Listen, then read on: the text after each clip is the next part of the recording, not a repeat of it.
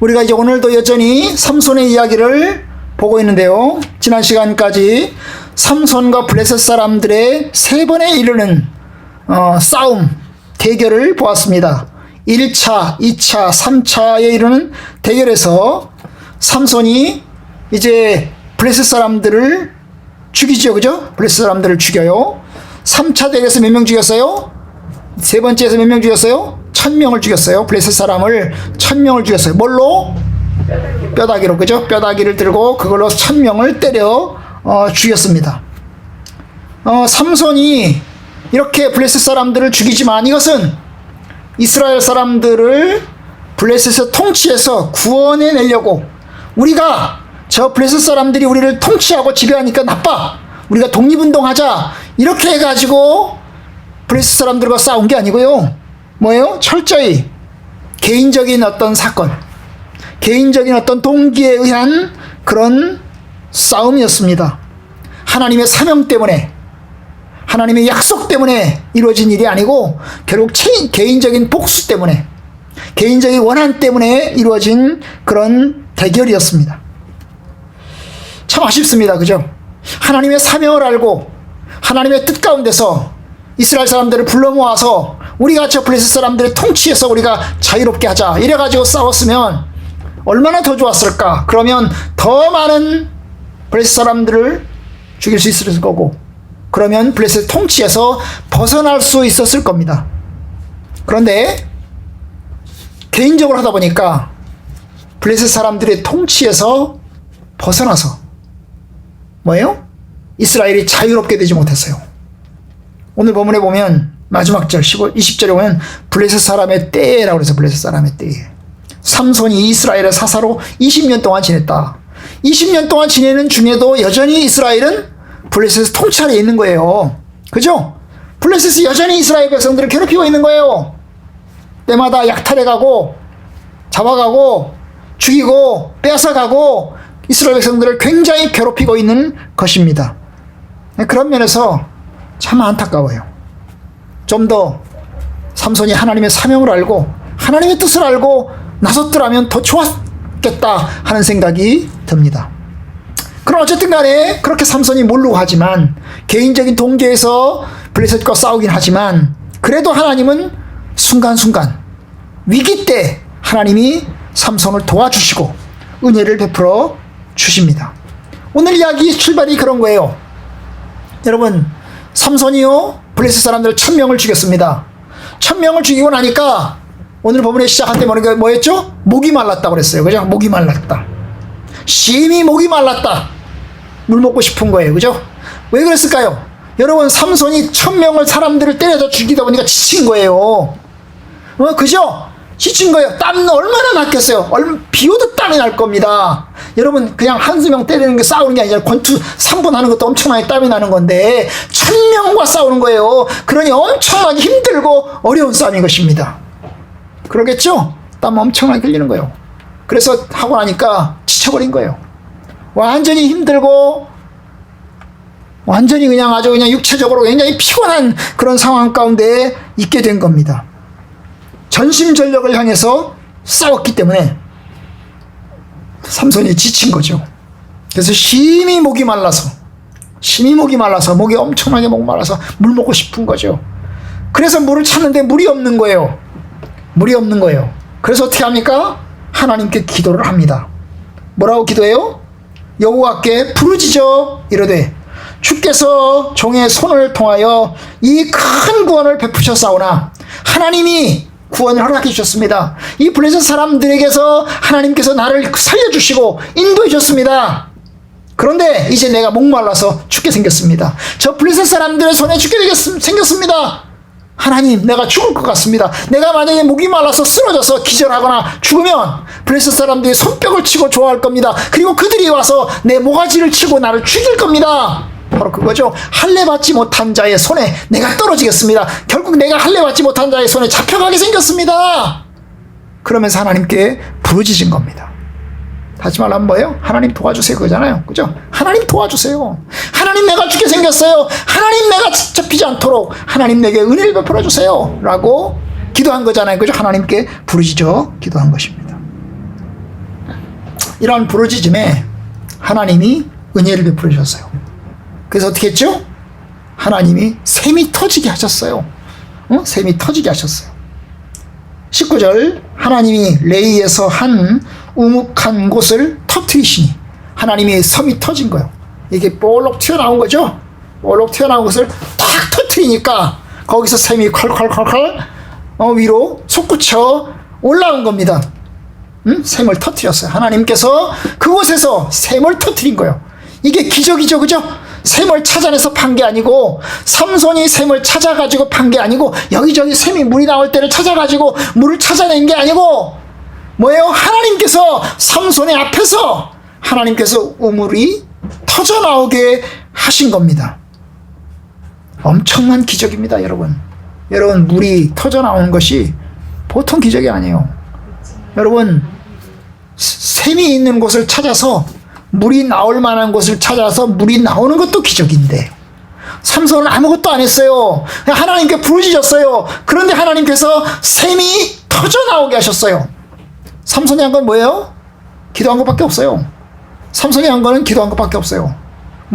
샘을 찾아 나선 것도 아니고, 샘을 파기 위해서 여기저기 파본 것도 아니고, 그냥 하나님께 부르짖은 것밖에 없어요. 그런데 하나님께서 샘물이 솟아나게 하셨고, 결국 삼손이 먹고 정신을 회복합니다. 그래서 보니까 거기서 물이 솟아나는지라 삼손이 그것을 마시고 정신이 회복하고 솟아냈어요. 결국 물을 먹고 죽을 지경까지 갔었는데, 물을 먹고 결국 힘을 얻고 소생하게 되었던 겁니다. 결국 이 샘물은 어떤 샘물? 삼손을 살리는 샘물, 생명의 샘물, 축복의 샘물이었던 겁니다. 그래서 이 샘물을 삼손이 이름을 붙였어요. 뭐라고? 엔학고레라고. 엔학고레. 따라서 봐요. 엔학고레. 엔학고레. 엔학고레. 고레? 고레? 엔학고레. 이름의 뜻은 뭐예요? 부르짖는 자의 샘, 이런 뜻이요. 부르짖는 자의 우물, 이런 뜻이요. 응? 하나님께서 부르짖을 때에 하나님이 샘물을 주셔서 결국 이 샘물을 먹고 삼손이 살아나게 한 겁니다. 엄청난 기적과 엄청난 축복이죠, 그죠? 네, 축복입니다. 이렇게 해서 살아나게 됐어요. 그런데 이제 16장에 가서 삼손이 어때요? 떨어지게 돼요. 하나님의 은혜로 기적을 경험하고 놀라운 축복을 경험했지만 그 삼손이 어떻게 돼요? 또 추락하게 돼요. 또 떨어지게 되는 거예요. 잠깐 하나님을 향해서 올라가는 것 같았는데, 하나님께 부르짖는 것 같았는데, 삼손이 또 떨어져서 추락해서 깊은 나락으로 또 떨어지기 시작을 하는 거예요. 네? 네. 그 무슨 일이에요? 오늘 보면 16장 1절에 보면요, 삼손이 어디를 가요? 가사를 가요. 삼손이 가사를 가서 거기서 한 기생을 보고 그에게 들어갔다 그랬어요. 여러분, 가사는 이스라엘에서 서남쪽에 있는 바다, 지중해 바다 서남쪽에 있는 도시예요. 블레셋에 5개의 도시가 있거든요. 서쪽이 블레셋의 도시인데, 블레셋의 도시가 5개가 있어요. 5개 중에서 가장 핵심적인 도시, 가장 중요한 도시, 블레셋의 가장 중요한 도시가 바로 이 가자지구예요. 본부예요. 본부예요. 지금이 어딜까요? 지금의 가자지구라고 그래요. 여기에 지금도 이스라엘 땅이지. 땅은 이스라엘 땅인데요, 이 가자지구는 지금도 블레셋 사람들이 도시예요. 그걸 뭐라고 그래? 피엘로라고 그러지. 피엘로. 팔레스타인 해방기구. 이 피엘로의 본부가 있는 곳이 어디냐? 바로 이 가자지구예요. 가자지구예요. 그래서 이스라엘하고 가자지구하고 맨날 폭격을 해요. 지금도. 가자지구의 중요한 데를 잡아가지고 이스라엘군이 로켓을 쏘는 거예요. 그래서 폭파시키는 거예요. 이런 식이에요, 여러분. 가자. 이 블레셋의 도시, 핵심적인 5개의 도시 중에서 가장 핵심적인 도시, 그곳으로 삼손이 내려갔어요. 도대체 왜 내려간 거예요, 대체? 아니, 그것도 이스라엘의 도시가 아니고 블레셋의 도시, 블레셋의 핵심적인 도시로 내려간 겁니다. 친구 만나러 갔나? 블레셋 사람들하고 싸우려고 갔나? 아니에요. 오늘 본문에 보니까 블레셋 사람들하고 싸우려고 간 게 아니고 뭐 하려고 왔어요? 여자한테 가려고. 여자한테 가려고. 거기서 한 기생을 보고 그에게 들어갔다니. 왜 거기를 갔을까? 잘 몰라요. 근데 아마 이 삼손이 이제 외로웠나 봐요. 그래서 이제 창녀촌, 집창촌을 간 거죠. 그 당시 이스라엘 사람들은요, 창녀촌이 없었던 것 같아. 창녀촌이 많지 않은 거죠. 그죠? 응? 왜냐하면 이스라엘은 기본적으로 하나님을 경외하고 하나님의 뜻대로 살도록 이제 하는데 그런 걸 잘 안 만들게 하잖아요. 그런데 가자지금 하나님을 믿지 않아요. 그죠? 블레셋은 하나님을 믿지 않아요. 그러니까 이런 게 발달한 거죠. 유흥업소가 발달하는 거예요. 그래서 결국에는 뭡니까? 술집. 기생이 있는 술집에 간 거죠. 거기서 한 기생을 보았어요. 술집 여자죠? 술집 여자. 남자를 상대로 해서 유혹하고, 그래 같이 잠자고, 돈 벌고, 이런 여자. 그 한 기생을 보고 그에게로 들어갔습니다. 참 불행합니다. 결국 이제 블레셋의 심장부로 위험을 무릅쓰고 간 거죠. 정욕을 채우기 위해서 내려갔습니다. 그리고 이제 그곳에서 들어가서 그 여자와 잠자리를 하게 되었던 겁니다.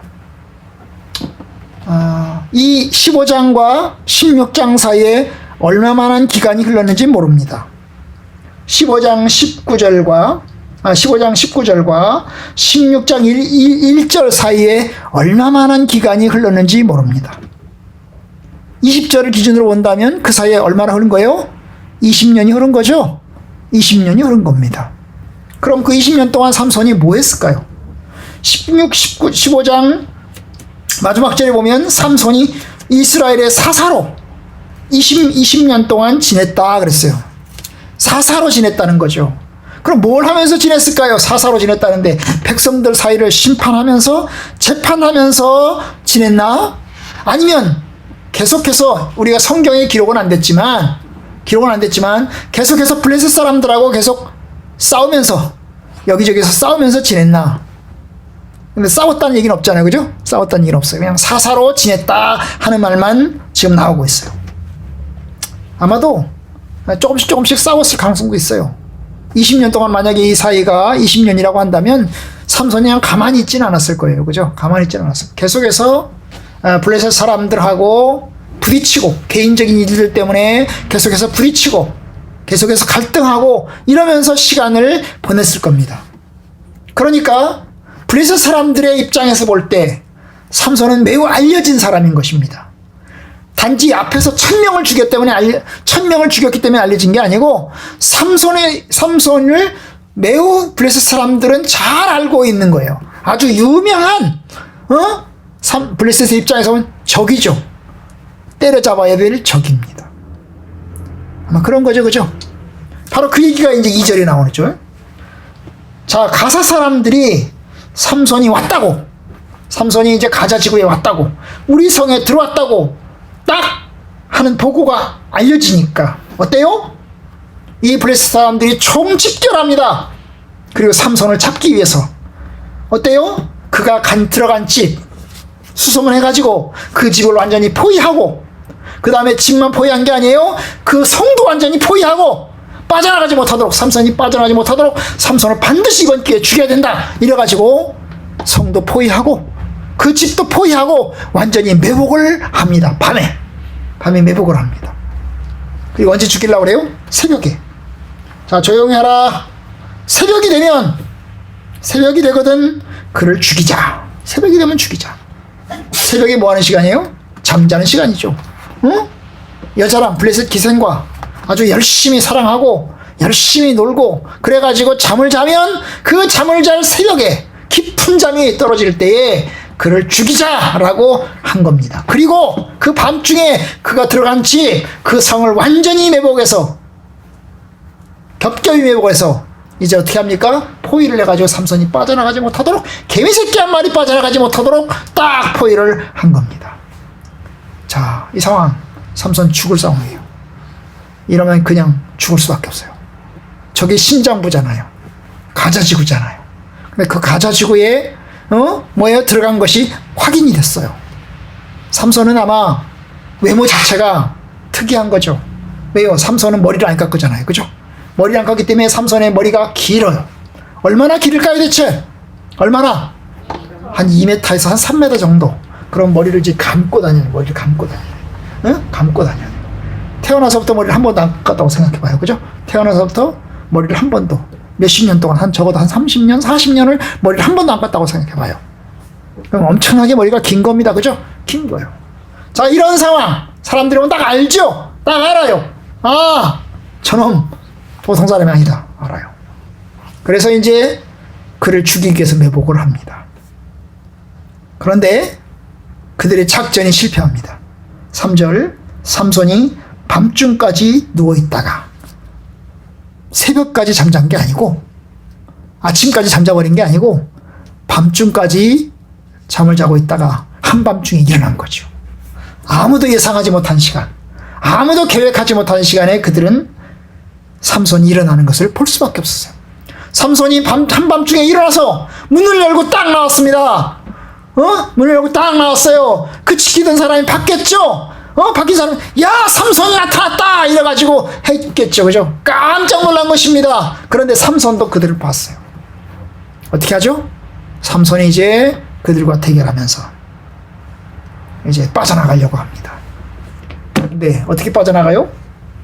여기 보면 성문짝, 진문짝이 아니고 성의 문짝. 성이 이제 뺑 들어 쳐 있는데 성 들어오려면 이제 성문을 통과해야 하잖아요. 그 성에 있는 문짝, 그 다음에 양쪽 기둥, 그 다음에 위아래 뭐예요? 문설주.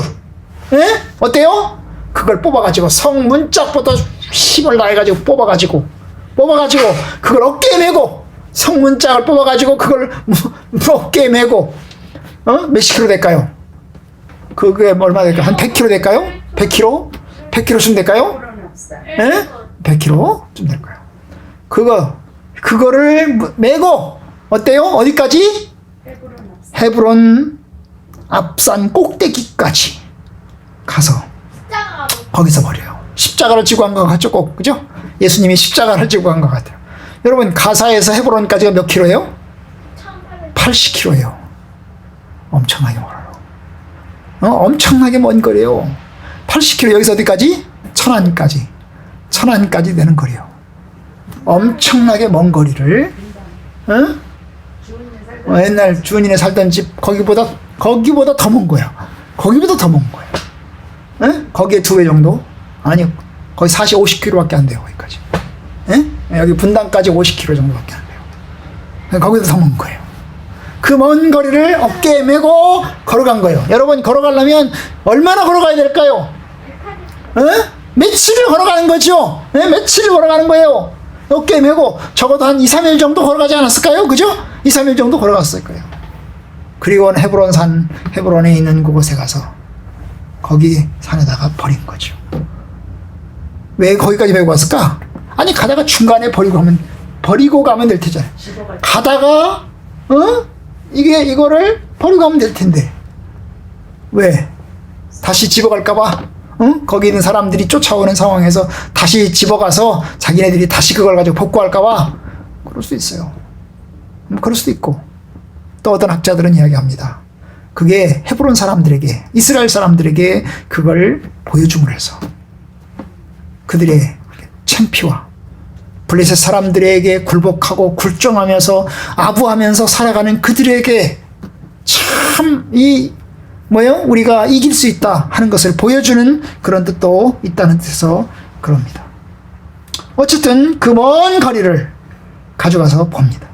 거리는 멀고, 그리고 가는 길도 험난한데, 가다가 중간에 버려도 되는데 결국 헤브론까지 메고 갑니다. 사용하려고 가져간 것도 아니죠. 버리기 위해서 가져간 것입니다. 자, 이게 이제 오늘 이야기예요. 참, 전반부는 하나님 앞에 기도해서 하나님의 은혜와 능력으로 결국 죽을 뻔한 이 삼손이 살아났어요. 하나님의 기적을 경험하면서 하나님의 도우심을 경험하면서 살아났어요. 후반부는 이 삼손이 블레셋 사람들에게 가가지고 결국 어떻게 해요? 블레셋은 여자와 잠자리를 하고 죽을 뻔한 그런 상황의 길로 갔던 겁니다. 죽을 뻔했어요. 살아나긴 했죠, 그죠? 도망가서 결국 이제 성문을 다 뜯어가지고 어깨에 메고 오는 바람에 살리려 했습니다만은 살아나긴 했어요. 그래서 제가 두 가지를 이야기를 하고 마치려고 그래요. 그 첫 번째, 여러분, 삼손은 여전히 정신을 못 차렸어요. 여전히 정신을 못 차렸어요. 3번에 걸친 블레셋과의 대결, 그는 죽을 뻔했습니다. 죽을 뻔했어요. 그리고 하나님의 은혜로 기적적으로 하나님의 샘물을 경험했어요. 하나님의 큰 구원을 경험했어요. 샘물이 터져나와서 결국 죽을 뻔하다가 살아났어요. 하나님의 은혜로 살았죠. 그런데 여전히 헤매고 있는 거예요. 하나님의 뜻 안에서 신실하게 정신 차리고 살아가는 게 아니고 여전히 또 여자 때문에 혹은 욕정 때문에 가자로 내려가서, 그것도 블레셋의 아주 핵심적인 도시로 내려가서 성욕을 채웁니다. 여자를 좋아해서 그런 게 아니죠. 그 여자 창녀를 이뻐하고 좋아해서 그런 게 아닙니다. 여러분, 삼손의 마음속에는 여전히 세상 문화, 세상의 정욕을 추구하는 마음이 들어있는 겁니다. 블레셋의 문화를 추종하고 블레셋의 어떤 그 쾌락을 추구하는 그런 마음이 삼손 속에 들어있는 겁니다. 하나님의 사람이면서도 여전히 세속적인 삶을 추구하면서 살아가는 거예요. 여러분, 이렇게 살면 어때요? 이 끝은 뭘까요? 비극이죠. 하나님의 사람이 하나님의 사람답지 않게 계속해서 살아가면 그 끝은 뭘까요? 비극이죠? 비극이에요. 삼손 어떻게 죽었어요? 눈깔이 뽑히고 결국 뭐예요? 포로로 잡혀가서 온갖 수모를 당하고 결국 죽지 않았어요? 결국 불행의 삶이에요. 불행의 삶. 불행한 지도자예요. 불행한 지도자. 여러분, 하나님의 은혜를 경험했으면 하나님의 뜻 안에서 살아야 돼요. 하나님의 축복과 하나님의 구원을 경험했으면 하나님의 은혜 안에서 살아야 돼요. 온전히 하나님의 뜻에 합당하게 살아야 돼요. 하나님, 주께서 이 큰 구원을 베푸셨습니다. 주여 감사합니다. 내가 죽게 된 나를 하나님이 살게 하시고 우물의 기적을 통해서 내가 생명을 얻게 하시니 감사합니다. 내가 이제 하나님의 뜻 안에서 살겠습니다. 하나님, 내가 뭘 할까요? 하나님 말씀해 주세요. 이렇게 살아야 되는 거예요. 그런데 그렇게 살지 않고 자기 욕심을 위해서 그냥 이리 갔다 저리 갔다 방황하면 결국 끝끝은 불행입니다. 그렇게 살지 마시길 바랍니다. 하나님의 뜻 안에 있으면 하나님의 뜻대로 살길 바랍니다. 아멘. 자, 두 번째 볼 것이 뭐냐면, 그런데 하나님은 여전히 삼손을 이스라엘의 사사로 지도자로 여기고 계십니다. 여전히 하나님은 이스라엘을 삼손을 지도자로 사사로 여기고 있음을 봅니다. 삼손이 이스라엘의 사사로 20년 동안 지냈더라. 선택하셨어요. 언제? 태어나기도 전에. 그죠? 태어나기 전에, 임신하기도 전에, 임신이 되기도 전에 하나님은 삼손을 선택하셨어요. 사도 바울이 말한 것처럼 내 아버지 어머니의 뱃속에서 나를 택정하신 하나님께서, 내 어머니의 뱃속에서 내 모태로부터 나를 택정하신 그 하나님께서 때가 참에 나를 그리스도 앞으로 인도하고 내가 주의 은혜로 구원받고 하나님의 사도로서 주의 복음을 위해서 일할 수 있는 기회를 가졌다고 사도 바울이 고백했는데, 바로 그 것과 마찬가지로 하나님은 삼손을 지도자로 선택하셨고 그 길로 끊임없이 끌고 가려고 합니다. 삼손이 계속 왜곡된 길로 가고 추악된 길로 가고 잘못된 길로 가도 여전히 하나님은 삼손을 이스라엘의 사사로 지도자로 하나님 여기고 있는 겁니다. 그렇기 때문에 목말라 부르짖을 때에 샘물을 주셨고 생명을 회복시킵니다. 하나님께서 삼손을 사사로 생각하기 때문에, 사사로 바라보고, 그렇기 때문에 그의 기도를 들으시고 그의 부르짖음을 들으시고 하나님이 도우시는 겁니다. 삼손을 통해서 이스라엘을 블레셋의 손에서 구원해내시기를 기뻐하시는 겁니다.